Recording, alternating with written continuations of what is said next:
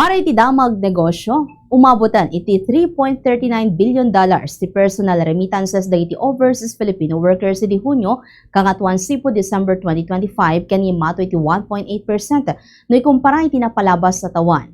Ito muna ngayon na mabulan ti tawan ni mato iti 2.4% ti remittances katukad ti $19.12 billion. Agtultuloy makatulong dayto iti gastos ken fast-track dagiti pamilya Pilipino ngam bimuntog ti panagduras gapu ti reribok ti Middle East nangin ang living cost ken epekto ti base figures di napanatawan. Ti Amerika ti kadakela na pagtataudan ti remittances nga the 39.4% nga paset na manipod ti pakabuklan. Ti suka ti piso kada iti foreign currencies may basar ti closing transaction ti Bankers Association of the Philippines ken Bangko Sentral ng Pilipinas itangal daw August 18, 2026.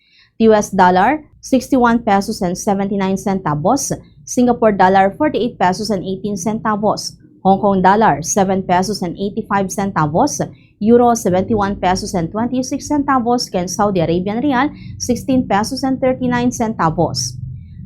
The oil price hike itangal daw iti diesel ni mina ti 3 pesos and 84 centavos kada litro, gasolina ni mina ti 2 pesos and 49 centavos kada litro, ken ti kerosene ni mina ti 5 peso and 1 centavos kada litro.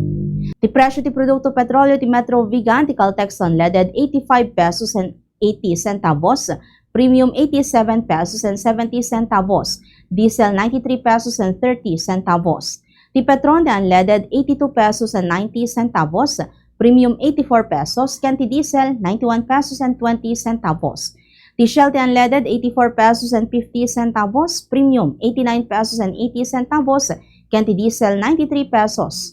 Dayta ti damag negosyo para iti Bombo News and Views, dayta ni Bombo Mylene Cabanilla. This is Bombo Radio Philippines, the #1 radio network in the country, your trusted source of news and information.